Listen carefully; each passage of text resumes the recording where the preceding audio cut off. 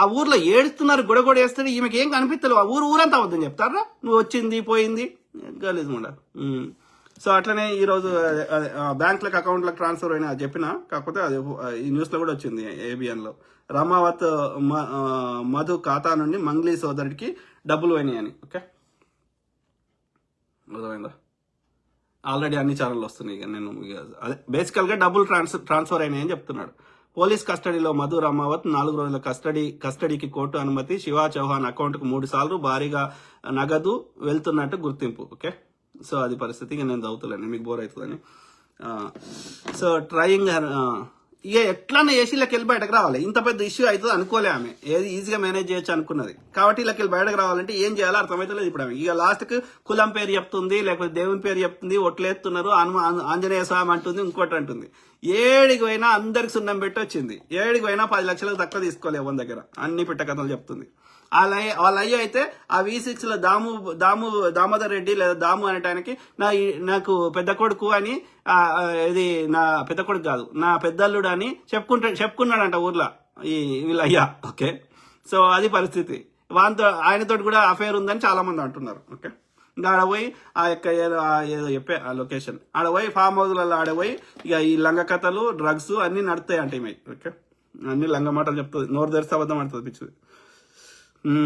So అది మిత్రులారా, మీ కామెంట్స్ చదువుదాం, then will be done. So మీడియాని ఓకే, ఈ ఇష్యూ డైడాన్ కాకుండా ఓకే, ఇది రాజకీయాలకి పార్టీలకు అతీతంగా ఓకే ప్రచారం చేసుకుంటే చేసుకో అమ్మ, ఎవడేమైతుంది?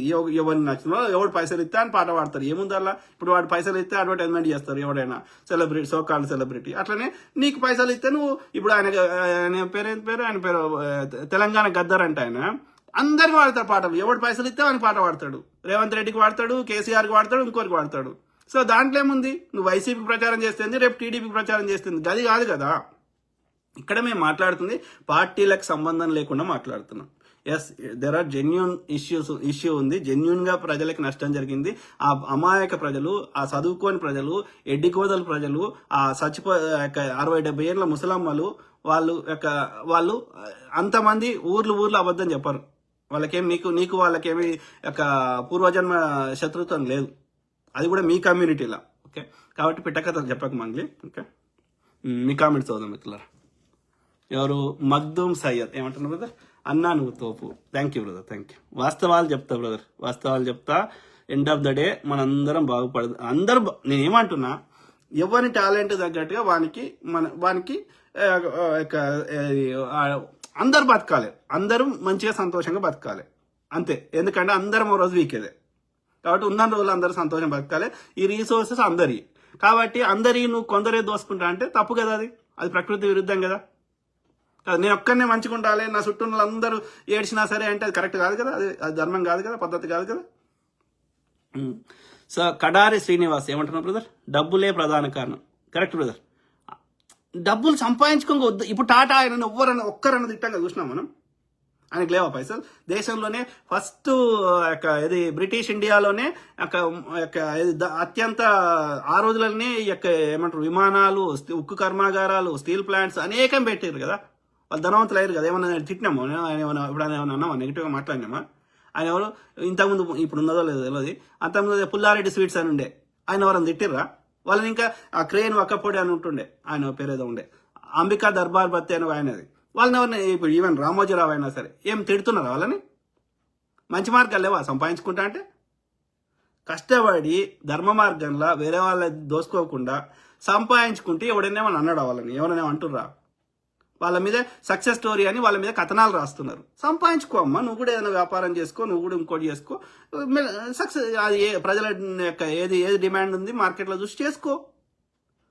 మైక్రోసాఫ్ట్ ఆయన ఉన్నాడు, బిల్ గేట్స్ అని, తిడతలేరు కదా. వేరే లంగ కథలు పడితే అమ్మాయిలను ఇంకోటి చేస్తే తిడుతున్నారు కానీ ఇది ఆయన వ్యాపారం విషయంలో తిడతలేరు కదా. ఆయనని యాపిల్ CEO, యాపిల్ సంస్థ అధినేతను తిడతలేరు కదా. చేసుకో, మస్తు వ్యాపారం చేసుకుంటే పైసలు సంపాదించడానికి.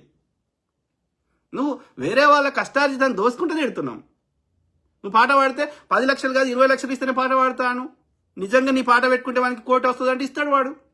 సంపాదించుకో. 20 పాటకి కోటి తీసుకో, ఎవడొద్దన్నాడు? మహేష్ బాబు లేకపోతే అల్లు అర్జున్ సినిమాకి 300 కోట్లు తీసుకుంటా, 500 కోట్లు తీసుకుంటా అంటే ఇస్తున్నారు, తీసుకుంటారు కదా. 100 కోట్లు అయినా సరే.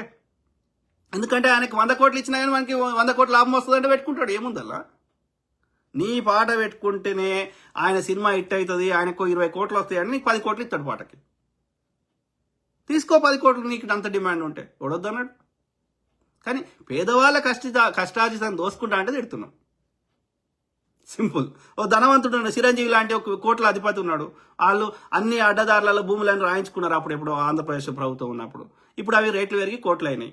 అట్లాంటి 1000 కోట్లు ఉన్న అధిపతి దగ్గర మోసం చేసి తీసుకో. ఇక వాడికున్న బలంకి నీకున్న బలంకి కొట్లాడుకోరి. పేద సామాన్యుల పొట్టేందుకు కొడుతున్నావు? ఆలోచించండి మిత్రులారా కదా. బలిసిన దగ్గర తీసుకుంటే అప్పుడు వాడు ఊరుకోడు కదా. బలిసినోడు నిన్ను చంపేస్తాడు కదా, ఊరుకోడు కదా. అంటే నీ బలం అంతా ఎవరి మీద చూస్తావు? నువ్వు బలం ఉన్నది కాబట్టి, సెలబ్రిటీ అయినావు కాబట్టి, నీ కాంటాక్ట్స్ ఉన్నాయి కాబట్టి నీ బలం ఎవరి మీద చూపెడుతున్నావు? బలహీన మీద చూపెడుతున్నావు. కలవదు కదా. నీ బలం ఉన్న మీద చూపెట్టుకో. వాడు అడ్డదారులు దోసుకున్న దగ్గర దోసుకోవద్దు. ఐడియల్గా ఎవరి దగ్గర దోసుకోవద్దు. కానీ ఒకవేళ దోసుకుంటే ఆ బలిసిన దగ్గర దోసుకున్నా ఎవరికి నష్టం కాదు. వానికి 1000 కోట్లకి వెళ్ళి వాడు దోసుకొని సంపాదించుండే కాబట్టి ఆ దోసుకున్న వాళ్ళకి నువ్వు కొంత దోసుకుంటే వాడిని నష్టం కాదు. వాని దగ్గర దోసుకోపో, కేటీఆర్ దగ్గర దోసుకోపో. కానీ పేదోని ఎందుకు తెరువు వస్తున్నావు? ఆలోచించండి ఇట్లా. రఫీ భాయ్ Korutla, yeah super, thank you brother. ఎవరు? స్టాలిన్ రెడ్డి కొనతం 100% సత్యవతికి సంబంధం ఉన్నది. Definitely brother. ఆమెకు కానీ ఆమె తమ్మునికి కానీ వీళ్ళకి పైసలు వసూలు చేసే టాలెంట్ లేదు. ఇది నేను 1000% అంగీకరిస్తా. అది ఒక సామాన్యుని నమ్మించి అతని దగ్గర ఈ లక్షల నుంచి కోట్లు వసూలు చేయడం అనేది అది చాలా కష్టమైన పని. ఒక చిన్న ఓటు వేయించుకోవడానికి నాకు కన్విన్స్ చేయడానికి నా అతడు కాదు. అట్లాంటిది లక్షలు నాకు ఇయ్యంటే ఓడిస్తాడు? 1000 రూపాయలు కూడా ఇయ్యాడు. అంటే ఒక సామాన్యుని అట్లా బురిడి కొట్టించడంలో వాళ్ళు ఆరతేరిర్రు. ఆ మధు నాయక్ కానీ బాలాజీ నాయక్ కానీ. ఆ టాలెంట్ మంగ్లీకి లేదు, ఆమె తమ్మునికి లేదు. మేము పూర్తిగా అంగీకరిస్తాం ఈ విషయంలో. కానీ ఆయనకి ఈ డబ్బులు ఏం చేయాలో వానికి తెలియదు. ఈ డబ్బులను ఏడేళ్ల సర్దాలో ఆ కాంట్రాక్ట్స్ నీకున్నాయి. నువ్వు బీఆర్ఎస్ పార్టీయా, వైసీపీ పార్టీయా, ఇంకో కాంగ్రెస్ పార్టీయా, టీడీపీ పార్టీయా, ఏ పార్టీ, బీజేపీ పార్టీయా, ఏ పార్టీలో ఉన్న సోకాళ్ళు బడాబాబులను సహకారం తీసుకున్నావో ఈ కాంట్రాక్ట్స్ అన్ని నీకున్నాయని వానికి తెలుసు మధుగానికి. సో నువ్వు పైసలు సర్దినవు, వేరే దేశాలకు పంపించినావు, దుబాయ్కి పంపించినావు, బైనాన్స్ అకౌంట్లకు పంపించినావు, ఏమో చేసినావు. నీ సహకారం లేకుండా వాడు చేయలేడు. కాబట్టి you both are partners in crime. ఇది ప్రాపర్ ఇన్వెస్టిగేషన్ జరగాల్సిందే. మీరు ఏడాడికి పంపించారో అవి ఏవేవి రికవరీ చేయగలుగుతాం అవి చేయాల్సిందే. ఆ బాధితులకు ఇవ్వాల్సిందే. అవి సరిపోకపోతే ప్రభుత్వాలు, కేంద్ర ప్రభుత్వం కొంత, రాష్ట్ర ప్రభుత్వం కొంత ఖజానాలకు వెళ్ళి వాళ్ళకి కాంపెన్సేట్ ఇవ్వాల్సిందే. ఒక 50 నుంచి 60% అన్నా వాళ్ళకి అప్పచెప్పాలి. మీ ఆస్తులన్నీ జప్తు చేయాల్సిందే. ఈ నేరంలో ఎవరెవరు భాగస్వామ్యులు ఉన్నారో వాళ్ళందరూ, ఇంక్లూడింగ్ మంగ్లీతో సహా, సత్యవతితో సహా. ఇంకొకటి ఉన్న తప్పు చేయాలంటే ఉచ్చబోసుకోవాలి. సో దేవరాజు లింగంపల్లి, విలాసవంతన జీవితం కోసం ఆరాటపడితే కష్టాలు, నష్టాలు, అత్యాశ, దురాశ, కష్టపడకుండా కావాలన్నీ రావు. Correct brother. దేవరాజు బ్రదర్. ఎవరు? Prabhudas Kattimani, super sir, thank you brother. Thank you to all my brothers, sisters, friends, everyone. Okay. So ఎవరు ఏమంటున్నాడు? ఎల్తూరి సుజానా, కాల్ డేటా ఉంది కదా. ఉంది. మరి దాన్ని బయట పెట్టాలి. పోలీసులు రెగ్యులర్గా అప్డేట్ ఇవ్వాలి. మాకు ఈ కాల్స్ వచ్చినాయి, ఇన్నిటి మీద మాట్లాడతాడు. ఇప్పుడంటే సజ్జనార్ మారినట్టున్నాడు సిపి అది. బట్ స్టిల్ ఎవరున్నా సరే, గతంలో అయినా సరే, ఆ పోలీసు అధికారులు అన్ని విషయాల మీద స్పందిస్తారు, మాట్లాడతారు, ప్రెస్ కాన్ఫరెన్స్ పెడతారు. ఎందుకు మాట్లాడతలేరు? I don't understand. ఎవరో ఒక ఆయన క్రైమ్ డైరీస్ మురళీధర్ గారు ఒక డీసీపీ, ఆ యొక్క ఏమంటారు ఆర్థిక నేరాలకు సంబంధించిన విభాగానికి సంబంధించిన డీసీపీ ఆయన ముత్యం రెడ్డి గారితో మాట్లాడితే ఆయన ఒక్కంతోటి ఇంటర్వ్యూ చేసినాము, ఎవరు ఈ మధు అనేట ఆయనతోటి. సో ఆయన చెప్పిన ప్రకారం అయితే మంగ్లీకి సంబంధం లేదు. ఆయన చెప్తే అది నమ్మేస్తారా? ఇప్పుడు ఆ మధు రమావతి అనేటోని కేసు పెద్దగా అవుతుందని తెలిసి ఈమెనే లొంగిపోమని చెప్పింది. వాని దగ్గర 10 నంబర్లు ఉంటాయి. బాధితులు ఎవరు చేసినా వాడు ఫోన్ ఎత్తాడు. కానీ మంగ్లీ దగ్గర ఇంకో నంబర్ ఉంటుంది, అది ఎవరి దగ్గర ఉంటుంది. ఆ మంగ్లీ ఎప్పుడు ఫోన్ చేసినా వాడు ఎత్తుతాడు. ఎవడు? Madhu Ramavati. What does that mean? నీకు సంబంధం లేదు కదా. ఆలోచించండి.